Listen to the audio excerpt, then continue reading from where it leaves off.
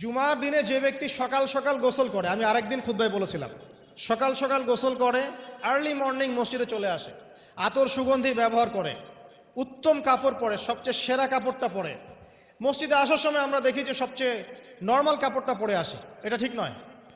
আমরা এখানে আল্লাহর সাথে সাক্ষাৎ করতে এসেছি।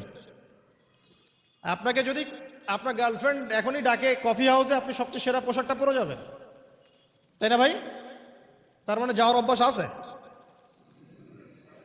বা কোনো বিশেষ ব্যক্তি যদি আপনাকে ডাকে, এমপি হোক, মন্ত্রী হোক, বা কোনো ব্যারিস্টার, কোনো স্যার, কোনো জজ, আপনাকে একটা কনভারসেশনের জন্য ডাকলো, আপনি সবচেয়ে সেরা পোশাকটা পরে যাবেন, তাই না? আপনার সামর্থ্য অনুযায়ী সবচেয়ে সেরা পোশাক পরতে হয় মসজিদে আসার সময়। খুযু যিনাতাকুম ইনদা কুল্লি মসজিদ, আল্লাহ পাক বলেছেন প্রত্যেকবার যখন মসজিদে আসবে তখন সেরা পোশাকটা পরে আসবে। তো জুমার দিনে সবচেয়ে উত্তম পোশাক পরে আসবেন। আসার পর সকাল সকাল গোসল করে সুগন্ধি ব্যবহার করে পায়ে হেঁটে যে ব্যক্তি আসে এবং ইমামের এই যে কাছাকাছি বসে, ইমামের কাছাকাছি বসার পরে খুতবা মনোযোগের সাথে শ্রবণ করে এবং খুতবার মাঝখানে কোনো কথা বলে না, কাউকে ডিস্টার্ব করে না, এরপর ইমামের সাথে নামাজ আদায় করে, এই ব্যক্তির আমল নামায় যে নেকি লেখা হবে, নবীজি বলছেন সে যে প্রত্যেক পদক্ষেপ ফেলে এখানে এসেছে তার বিনিময়ে, একটা পদক্ষেপের বিনিময়ে 1 বছরের নফল রোজা আর 1 বছরের নফল তাহাজ্জুদের নেকি তার আমল নামায় লিখে দেওয়া হবে ইনশাআল্লাহ। অনেক তত্ত্ব উপাত্তর সাথে জিনের সম্পর্ক আছে, এটা আবার কেমন কথা? এটাও কোরআনেই আছে যে দুনিয়াতে যে ব্যক্তি শয়তান, মানুষ শয়তান, তার সাথে জিন শয়তানের যোগাযোগ থাকে। বিশ্বাস করেন না? দুনিয়াতে যে ব্যক্তি মানুষ শয়তান তার সাথে জিন শয়তানের যোগাযোগ থাকে। একটা হাদিসে এমনও পড়েছিলাম আমরা স্টুডেন্ট লাইফে, আল্লাহ রাব্বুল আলামিন যখন কোনো আদেশ নাজিল করেন তখন ফেরেশতারা সেটা নিয়ে ডিসকাস করতে থাকেন আসমানে, এবং জিন জাতি প্রথম আসমানের কিনারা পর্যন্ত পৌঁছে যায় এবং সেখানে গিয়ে কানে শ্রবণ করার চেষ্টা করে কি নিয়ে আলোচনা করা হচ্ছে। যদি কোনো একটা সংবাদ তাদের কান পর্যন্ত চলে আসে, তাদেরকে বিতাড়িত করার জন্য আল্লাহ রাব্বুল আলামিন উল্কাপিণ্ড ছোড়েন। ওখানকার ফেরেশতারা আছেন, তারা অগ্নিশিখা নির্বাপন করেন। সূরা সফফাতের প্রথম দিকে পড়ে দেখবেন। এই জিন দুনিয়াতে যে কবিরাজ বা তান্ত্রিক বা জাদুকরের আন্ডারে আছে, সে এসে তাকে জানিয়ে দেয় এই হতে যাচ্ছে, তখন সেই তান্ত্রিক এই সত্যটার সাথে আরো 100টা মিথ্যা জড়িয়ে জনগণকে বিভ্রান্ত করে। তখন তার কথা ফলে যায়, মানুষ মনে করে যে তান্ত্রিক অনেক বড় কিছু হয়ে গেছে। তো এগুলো সবই ফিতনা। যাই হোক, এই জিনের ব্যাখ্যা কিন্তু আমরা করতে পারছি না বিজ্ঞান দিয়ে। আমরা আত্মা কাকে বলে জানি না। আত্মার কি কোনো বৈজ্ঞানিক ব্যাখ্যা আছে? স্বপ্ন দেখি মাঝে মাঝে আমরা, স্বপ্ন সত্য হয়, অনেক সময় অনেকের স্বপ্ন সত্য হয়, কোরআন তার সাক্ষী। অনেক সময় অমুসলিমের স্বপ্ন সত্যি হতে পারে, কোরআন তার সাক্ষী। ইউসুফ আলাইহিস সালাম জেলখানায়, মনে আছে? 2 জন ব্যক্তি স্বপ্ন দেখলেন, একজন শরাব পান করাচ্ছেন মনিবকে, আরেকজনের মাথার মধ্যে রুটি, এখান থেকে পাখি রুটি খেয়ে চলে যাচ্ছে। এই 2 জন ব্যক্তি কিন্তু অমুসলিম, মুসলিম নন। তারপরে ইউসুফ আলাইহিস সালাম বললেন একজন নিষ্কৃতি পাবে এবং তার মালিককে সে শরাব পরিবেশন করবে, সে মুক্ত হয়ে যাবে সামনেই, অচিরেই। আরেকজন ব্যক্তি তোমাকে শুলদণ্ড দেওয়া হবে, তোমার মাথার মধ্যে যে মগজ আছে এটা পাখি এসে খেয়ে ফেলবে। কুদি আল-আমর, এটা হয়ে গেছে, এটা আল্লাহর পক্ষ থেকে ফয়সালা। তাহলে এই স্বপ্ন মিথ্যা ছিল না সত্য? তো এই স্বপ্নের বৈজ্ঞানিক কি ব্যাখ্যা আছে? বিজ্ঞান কি এই পর্যন্ত যেতে পারবে? নাই। অতএব সবকিছুর বৈজ্ঞানিক ব্যাখ্যা খুঁজতে হবে না। নবী সাল্লাল্লাহু আলাইহি ওয়াসাল্লাম বলেছেন, নবী সাল্লাল্লাহু আলাইহি ওয়াসাল্লামের প্রতি দরুদ পাঠ করা হলে এই দরুদগুলো সংগ্রহ করার জন্য এক শ্রেণীর ফেরেশতা আছেন, স্পেশাল ফেরেশতা, মালায়েকা। আর আমাদের সায়েন্স অবশ্য মালায়েকায় বিশ্বাস করে না, তারা জিন জাতিতেও বিশ্বাস করে না। যদিও বা নবী করিম সাল্লাল্লাহু আলাইহি ওয়াসাল্লাম বলেছেন এক শ্রেণীর স্পেশাল ফেরেশতা আছেন যারা দরুদগুলোকে সংরক্ষণ করেন। আমরা যে কথাগুলো বলছি রেকর্ড হয়ে যাচ্ছে না? আজকে থেকে 100 বছর 200 বছর আগে মানুষ এটা কল্পনা করতে পারতো? আমরা এখন যেখানেই মুভ করছি, সিসি ক্যামেরা, ভিডিও, এটা সেটা, স্যাটেলাইট, এগুলো আছে না? আজকে থেকে 300 বছর আগে মানুষ এগুলো বিশ্বাস করতে পারতো? আজকে থেকে 1000 বছর আগের কোনো মানুষকে বলেন যে স্যাটেলাইট দিয়ে পুরো বিশ্ব নিয়ন্ত্রণ করা যায়, সে বলবে যে পাগল, তার মাথায় ঢুকবেই না স্যাটেলাইট কি জিনিস। ঠিক একইভাবে আল্লাহ পাকের জ্ঞান হচ্ছে লক্ষ কোটি কোটি বছর আগের, চির নতুন, চির প্রাচীন, চির আধুনিক, এই জ্ঞানের ঊর্ধ্বে কারো জ্ঞান নয়। এই জন্য এখন এগুলো কথা অনেকেই প্রশ্ন তোলে যে ফেরেশতা আবার কি জিনিস, জিন আবার কি, ইসলাম এগুলোতে কেন বিশ্বাস করে? সুবহানাল্লাহ। মানে তাদের বক্তব্য হচ্ছে ল্যাবরেটরিতে যেটা প্রমাণ করা যাবে না সেটার অস্তিত্ব নাই। প্রত্যেকটা বস্তুকে হয় কঠিন হতে হবে, না হলে তরল, না হলে বায়বীয়, এর বাইরে কিচ্ছু নাই। আসলে কি তাই? তো সব কিছুকেই বিজ্ঞান দিয়ে ব্যাখ্যা করতে হবে জরুরি না, এর ঊর্ধ্বে অনেক কিছু আছে। এর জ্ঞান, এর শেষ সীমা থেকে আল্লাহ পাকের জ্ঞান শুরু হয়। অতএব এটাকেই চূড়ান্ত জ্ঞানের মানদণ্ড মনে করার কোনো কারণ নাই। আমাদের মধ্যে একটা শিরকি আকীদা ঢুকে গেছে এখন।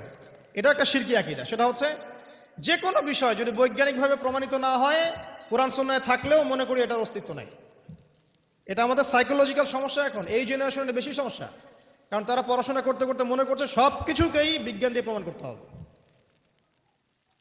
তুমি তো তোমার আত্মাকেই প্রমাণ করতে পারবে না। একটা মানুষ হাঁটছে রাস্তা দিয়ে, পড়ে গেল, ডেড, এরকম হচ্ছে না? তাহলে কি এমন ছিল তার দেহের মধ্যে, বের হয়ে চলে গেল, সে ডেড? বলবে হৃদযন্ত্রের ক্রিয়া বন্ধ হয়ে মারা গেছে। তা ক্রিয়াটা বন্ধ হলো কিভাবে? কে হুকুম করলো? কার আদেশে বন্ধ হলো? কে নিয়ে গেল রুহটা, আত্মাটা? তো এগুলো তো ব্যাখ্যা করতে পারবে না। সো এই কনসেপ্ট থেকে বের হয়ে আসতে হবে যে প্রত্যেকটা বিষয় বিজ্ঞান দিয়ে প্রমাণ হলে পরেই বিশ্বাস করবো, না হলে করবো না। এটা ঠিক নয়। কোরআন এবং সুন্নাহ যা আছে এটা চূড়ান্ত। এর বাইরে যা আছে এটা যদি কোরআন সুন্নাহর সাথে মিলে যায় আমরা গ্রহণ করব, কোনো সমস্যা নাই। কিন্তু না মিললে আমরা কোশ্চিন কালো সেটা মানতে রাজি নই। আসুন, নবী করিম সাল্লাল্লাহু আলাইহি ওয়াসাল্লাম বলেছেন এক শ্রেণীর স্পেশাল ফেরেশতা আছেন, মালায়েকা, নূরের তৈরি, আলোর তৈরি, আলো দিয়ে তৈরি, নূর দিয়ে তৈরি, যারা নিঃসন্দেহে আলোর বেগের চেয়ে বেশি বেগে ভ্রমণ করতে পারেন, নিঃসন্দেহে। আচ্ছা, তো তারা স্পেশালি এই দরুদগুলোকে সংগ্রহ করেন, দরুদ এবং সালাম এটাকে সংগ্রহ করেন, করে নবী সাল্লাল্লাহু আলাইহি ওয়াসাল্লাম পর্যন্ত পৌঁছে দেন। এরপর আল্লাহ রাব্বুল আলামিন, আল্লাহ সুবহানাহু ওয়া তাআলার ইচ্ছায় নবী করিম সাল্লাল্লাহু আলাইহি ওয়াসাল্লাম এর জবাব দিয়ে থাকেন। একটু চিন্তা করেন যে আপনি মনে করেন আল্লাহ রাসূল সাল্লাল্লাহু আলাইহি ওয়াসাল্লামের দরজায় দাঁড়িয়ে আছেন, কথার কথা মনে করেন যে তিনি জীবিত আছেন, কথার কথা।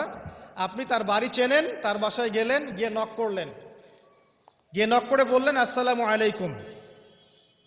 এবার নবী সাল্লাল্লাহু আলাইহি ওয়াসাল্লাম ভিতর থেকে আপনাকে বললেন, কথার কথা ধরে নেন যে ওয়ালাইকুম আসসালাম। এর অর্থ কি? ওয়ালাইকুম আসসালাম অর্থ কি? আপনার উপরেও শান্তি বর্ষিত হোক। আচ্ছা, আবার মনে করেন আপনি বাসার ভিতরে আছেন, আপনার বাসায় নবীজি এসেছেন সাল্লাল্লাহু আলাইহি ওয়াসাল্লাম, কথার কথা। এবার তিনি আপনার দরজায় নক করছেন, নক করে বলছেন আসসালামু আলাইক, তোমার উপর শান্তি বর্ষিত হোক। তো নবী সাল্লাল্লাহু আলাইহি ওয়াসাল্লামের এই যে দোয়া, তোমার উপরে শান্তি বর্ষিত হোক, এটা যে যত বেশি পাবে তার জীবনটা তত সুন্দর হবে না? অতএব যে ব্যক্তি যত বেশি দরুদ পাঠ করবে, যত বেশি সালাত প্রদান করবে নবী সাল্লাল্লাহু আলাইহি ওয়াসাল্লামকে, ইনশাআল্লাহ তাআলা সে সচ্ছল হবে, টেনশন ফ্রি থাকবে, সুখে শান্তিতে পৃথিবীতে বসবাস করবে ইনশাআল্লাহ। আর সুখ বলতে আমি শুধুমাত্র চাকচিক্য বোঝাচ্ছি না, বাড়ি গাড়ি স্ট্যাটাস বোঝাচ্ছি না। সুখী হওয়ার জন্য টাকা যথেষ্ট না। অনেক সময় দেখবেন কোটিপতি মানুষ সুখী নয়, একজন ভ্যান চালক সুখী। সুখ টাকা দিয়ে কেনা যায়? সুখ বলতে মনের সুখকে বোঝানো হচ্ছে। আল্লাহ পাক আমাদেরকে বোঝার তৌফিক দান করুন। আমি যেটা বলতে চাচ্ছিলাম, জুমার দিনে বেশি থেকে বেশি নবীর উপর দরুদ পাঠ করতে হবে। কোন দরুদ পাঠ করব? একটা সংক্ষিপ্ত দরুদ আছে, পড়তে পারি আল্লাহুম্মা সাল্লি ওয়া সাল্লিম আলা নবিয়িনা মুহাম্মদ, এটা পড়তে পারি। আরেকটা আছে আল্লাহুম্মা সাল্লি আলা মুহাম্মাদিন ওয়া সাল্লিম, এটা সংক্ষিপ্ত। আর যদি আপনার সামনে নবীর নাম উচ্চারণ করা হয় বলবেন সাল্লাল্লাহু আলাইহি ওয়াসাল্লাম। অথবা সবচেয়ে সেরা দরুদ হচ্ছে দরুদ ইব্রাহিম, আল্লাহুম্মা সাল্লি আলা মুহাম্মদ ওয়া আলা আলি মুহাম্মদ কামা সাল্লাইতা আলা ইব্রাহিম ওয়া আলা আলি ইব্রাহিম ইন্নাকা হামিদুম মাজিদ। আল্লাহুম্মা বারিক আলা মুহাম্মদ ওয়া আলা আলি মুহাম্মদ কামা বারাকতা আলা ইব্রাহিম ওয়া আলা আলি ইব্রাহিম ইন্নাকা হামিদুম মাজিদ। এটা প্রথম আমল, জুমার দিনে করবেন। এছাড়া প্রত্যেক দিন সকালে 10 বার এবং সন্ধ্যায় 10 বার করে দরুদ পড়বেন। তাহলে কি হবে? ইনশাআল্লাহ তাআলা আপনি, আমি, আমরা সবাই কিয়ামতের মাঠে নবী সাল্লাল্লাহু আলাইহি ওয়াসাল্লামের সুপারিশ পেয়ে যাব ইনশাআল্লাহ।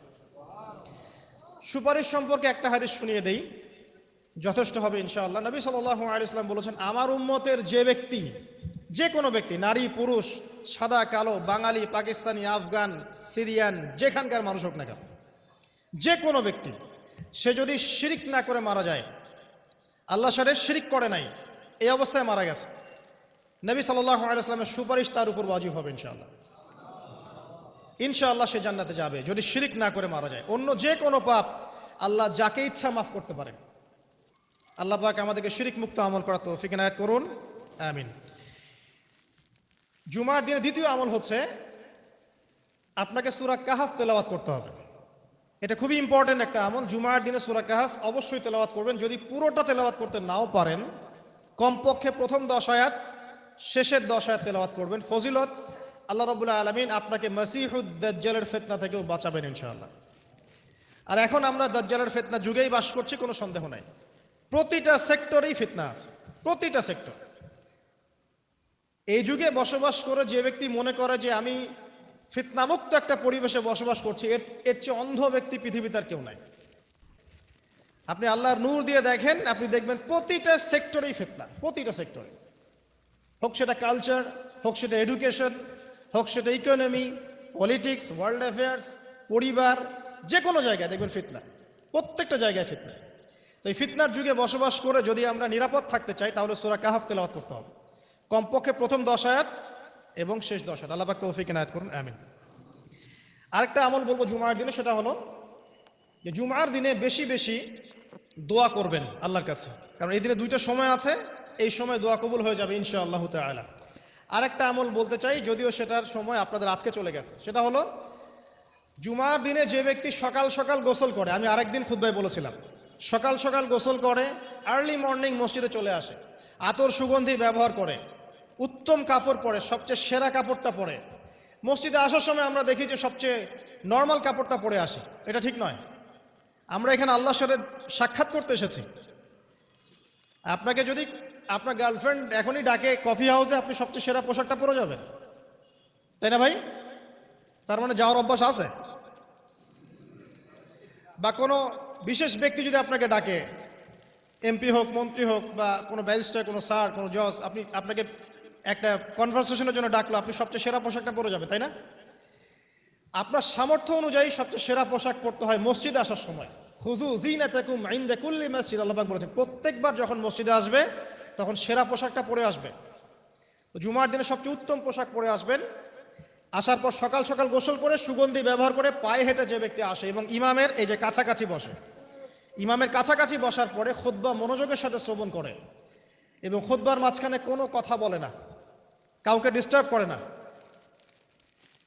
এরপর ইমামের সাথে নামাজ আদায় করে, এই ব্যক্তির আমল নামায় যে নেকি লেখা হবে, নবীজি বলছেন সে যে প্রত্যেক পদক্ষেপ ফেলে এখানে এসেছে, তার বিনিময়ে, একটা পদক্ষেপের বিনিময়ে 1 বছরের নফল রোজা আর 1 বছরের নফল তাহাজ্জুদের নেকি তার আমল নামায় লিখে দেওয়া হবে ইনশাআল্লাহ। এই কাজগুলো আমরা জুমার দিন খুব সহজেই করতে পারি। আল্লাহ পাক আমাদের জুমাকে মূল্যায়ন করার তৌফিক দান করুন। আর দেখবেন আমরা জুমাটাকে উপলব্ধি করি কিভাবে, এনজয় করি কিভাবে। এই দিনে বিয়ের অনুষ্ঠান, এই দিনে পার্টি, এই দিনে ডিজে, এই দিনে অমুক, এই দিনে সাউন্ড বক্স বাজতেছে, এই দিনে পিকনিক, এই দিনে বনভোজন। জুমার দিনের ফজিলতটা যে অনেক বেশি, এটা শয়তান আপনাকে দুনিয়ার চাকচিক্য দিয়ে ভুলিয়ে দিয়েছে। দুনিয়ার চাকচিক্য দিয়ে শয়তান আপনাকে জুমার ফজিলতটা ভুলিয়ে দিয়েছে। মনে রাখবেন, যত কাজ জুমার দিনের বাইরে, জুমার দিনটা হচ্ছে আমাদের সংস্কৃতি, ইবাদত করার সংস্কৃতি। একটা কথা মনে পড়লো, বলে ফেলি, যে একটা বিষয় মাথায় ঘুরপাক খেত সবসময় ছোটবেলা থেকে, যে আল্লাহ পাক ইসলাম কেন নাজিল করলেন, মানে ইসলাম আমাদেরকে দিয়েছেন কেন আল্লাহ রাব্বুল আলামিন। আমরা জানি এটা কমপ্লিট কোড অফ লাইফ, সব বিষয়ের সমাধান আছে, এভরিথিং ইজ অল রাইট, কিন্তু একটা মনের শান্তি পাওয়ার মতো উত্তর পাচ্ছিলাম না। উত্তরটা আমরা এই বয়সে এসে বুঝতে পারছি, সেটা হচ্ছে আল্লাহ পাক আমাদেরকে দ্বীন ইসলাম দিয়েছেন কি জন্য জানেন? যাতে আমরা জীবনটাকে উপভোগ করতে পারি, জানেন, যাতে করে আমরা জীবনটাকে উপভোগ করতে পারি এবং জীবনটা উপভোগ করে পরকালেও জান্নাত পেতে পারি। এখানকার প্রত্যেকটা হেদায়েত যেটা আল্লাহ দিয়েছেন ইসলামে, প্রত্যেকটা উপভোগ্য। দেখবেন আপনি ইসলামী পরিবার গড়েন, পরিবারটা আপনার সুকুন শান্তির জায়গা হবে। ইসলামী সমাজ গড়েন, সমাজটা শান্তির হবে।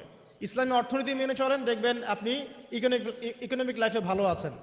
ইসলামিক পোশাক পরেন, আপনি হ্যান্ডসাম থাকবেন। নবীর মতো ঘুমান, আপনার শরীর ভালো থাকবে, তার মতো খান, শরীর ভালো থাকবে। প্রতিটা বিষয় দেখবেন লাইফকে এনজয় করার জন্য দেওয়া হয়েছে। আর ইসলামের বাইরে গেলেই এমন কিছু আমাদের মধ্যে ঢুকে যাবে যেটা আমাদের দুনিয়াও ক্ষতি করবে, পরকালকেও নষ্ট করবে। আল্লাহ পাক আমাদের হেফাজত করুন, আমিন।